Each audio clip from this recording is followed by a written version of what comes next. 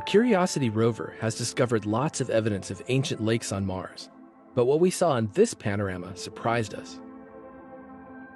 Curiosity is currently exploring Mount Sharp.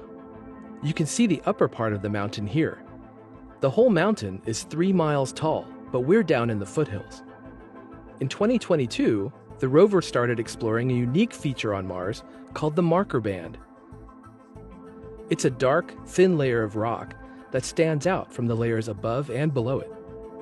We first saw it in orbiter images years before we launched. What created this winding layer of hard rock is a mystery, but Curiosity can help us understand what formed the marker band.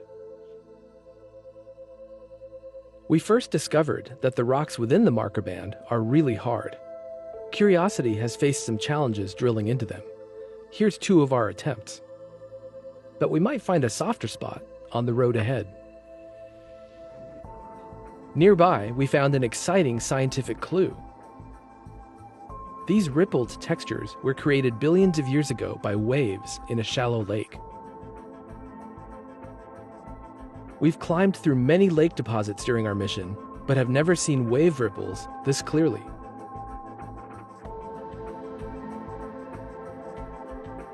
This was especially surprising since the area we're in probably formed at a time when Mars was becoming more dry.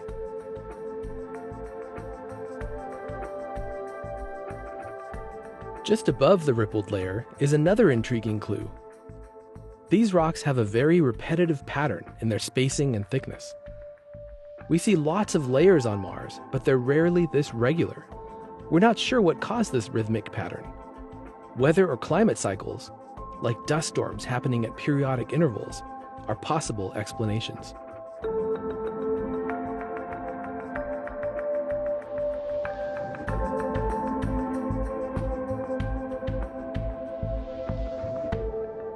Look at these gorgeous layered hills and cliffs that Curiosity is headed toward.